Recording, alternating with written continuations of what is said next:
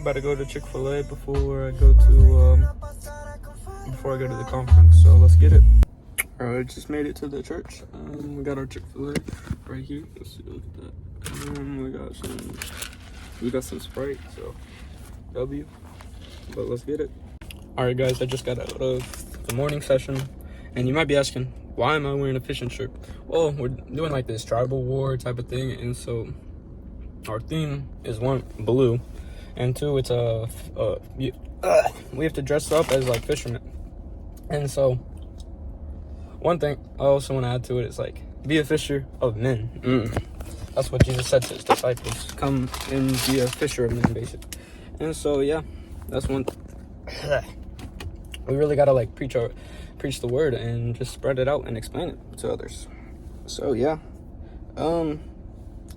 going home now, and look at the temperature, bro. Hold on, I could probably. I don't know how to flip the camera, but all right, yeah. But just look at that. It's crazy. 109. But yeah, fun session. Tonight is Dr. Manny Ringo. Woo, excited for that. But yeah, let's see. I have my notebook is in Donovan's bag. That's right. All right, so yeah, I gotta definitely get with him. So I gotta get here at like around 6:30. I mean 6:20, 6:15, so that I can meet him up. But yeah, I headed home and see y'all there. Alright, so I remembered what the message was about, and basically it was talking about like a butterfly and a caterpie, and how like 1 out of 100 eggs that are grown are placed, only 1 to 5 turn into butterflies. And the reasons were, for number 1 was environment, number 2 the lack of proper food, number 3 pesticides, and number 4 was I don't remember what number 4, but out of those 3 reasons, number 1, it really like kind of like really compares to our faith and when we're trying to transform. And so for the first part, what did I say? Environment. So environment, it depends on how the people, or all the people that you hang around. And so in 2 Corinthians 5:7? Let me check. But 2 Corinthians 5:7. Let's see.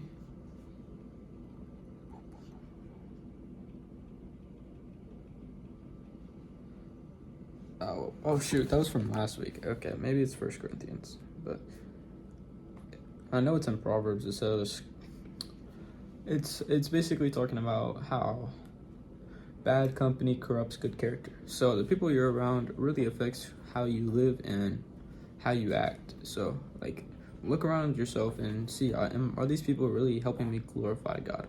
So that's one thing that applies to our life.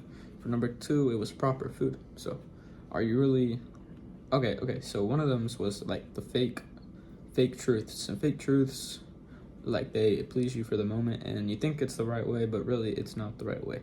And so fake truth, like for proper food, like let's say just addiction to drugs or drinking, and you're drinking to ease out the pain and stuff like that, but it doesn't help in the end, and you never grow the fruits of the Spirit because you're relying on drinking to get out of something that God could help you get out of.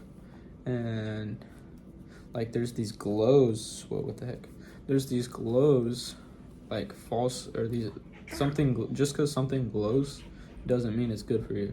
And so it's like a false light. And one thing is, he showed like 2 transformations, right? He showed how a caterpie can turn into a moth, and how a caterpie can turn into a butterfly. 1, the butterfly loves sun, and 2, so the butterfly represents us, right? And 2, moths, they turn into or they fly only when it's dark outside, and they're nocturnal. And so yeah, we need to not be transformed into a moth, that's for sure.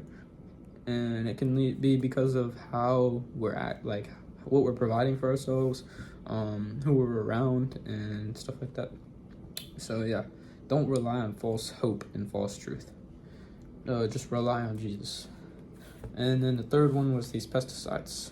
When you're trying to get better, you're gonna notice these pesticides have been eating you up, and you're gonna be like, oh, I don't want that anymore. So make sure like that you really try to get better. And when you're trying to get better with God, you're gonna realize, oh, I haven't been living the way I should be in this area. So yeah, transform into a butterfly, not a moth. All right, see y'all. All right, boys, headed to Access night service now. Let's get it. All right, just got done with Access Conference Day 2, and let me tell you something. Pastor Manny Arango had one of the greatest speeches I've heard in a minute. So, yeah, he definitely lived up to the hype. That's for real. But yeah, I can go over it when I get home. But I'll see y'all there. Oh yeah, I just got home and I'm starving, and I'm kind of lazy right now, so I got cookies. Spearfill. Haven't had these before, so let's test them out.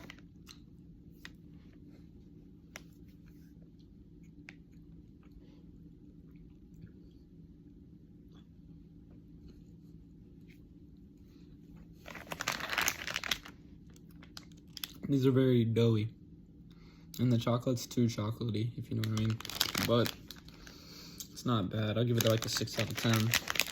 It's not bad, but it's decent. It's all right. But yeah, now I can talk about what Dr. Manny Arango talked about. And so, and this time I actually got my notebook, but let's open it up real quick. And we were in John chapter 5, verses 1 through 9. I know it's a really good story. And the story was about, what the heck is my dog doing? The story was about the guy at the pool who was paralyzed. And when Jesus had healed him, but before he healed him, he asked, do you want to get well? Or something like that. I could pull it up real quick. But it was like, do you want to be healed? Let's go to John chapter 5 real quick. But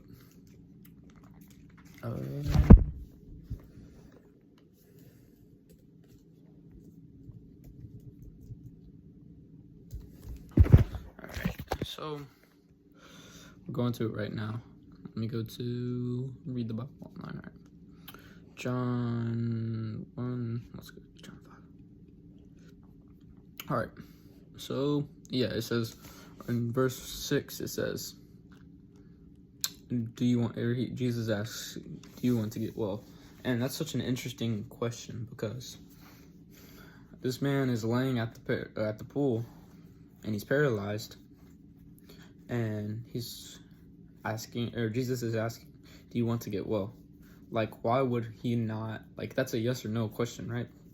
And so the guy replied with, "Sir, I have no one to help me into the pool when the water is stirred. While I'm trying to get in, someone else goes down ahead of me." And so he kind of like tries to victimize himself and put pity on himself when sorry, someone texted me. When Jesus was asking, like, do you really want to get well? And like, you can, he's at the pool in Bethesda, I don't know how you say it, but there was a great number of disabled people who used to lie, the blind, the lame, and the paralyzed. So there's a bunch of disabled people, and they have these problems in their lives, and they're turning their problem into insecurity, into their identity. So they're surrounding themselves with people of their kind, and trying to or they're like being around people of their kind and trying to fit in with their own people, so like, and people that won't really help them. So because all these guys are blind, can't walk, and are paralyzed. So how are they all? And the guy says, I have no one to help me. And of course he has no one to help him, because there is no way he can get help from people of his own to help him, like, or that he's surrounding himself with to help him, because he's surrounding himself with bad company and people that are like blind, lame, and paralyzed, and he's not around like people that can actually help him. And he's using all this or he's using his disability to get pity and to maybe get some change out of it. And so that's why Jesus asks, like, do you really want to get well?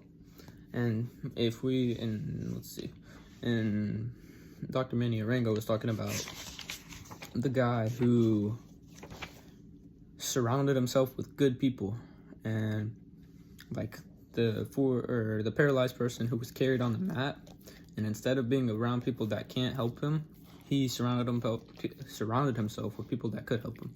And so you can't let your issue turn into your identity and make it who you hang around and how you act and stuff like that.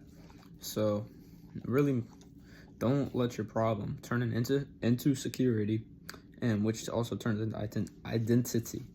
So it goes a lot with like transformation and stuff like that.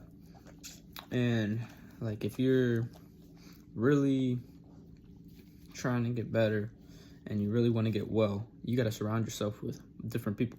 I have a verse. It's in 1 Corinthians. It's 5:7. Chill out, pups. Sorry, my dog's licking my finger. This is not fun. Okay. I probably have chocolate on my finger. Let's see. 5:7. All right. It says right here.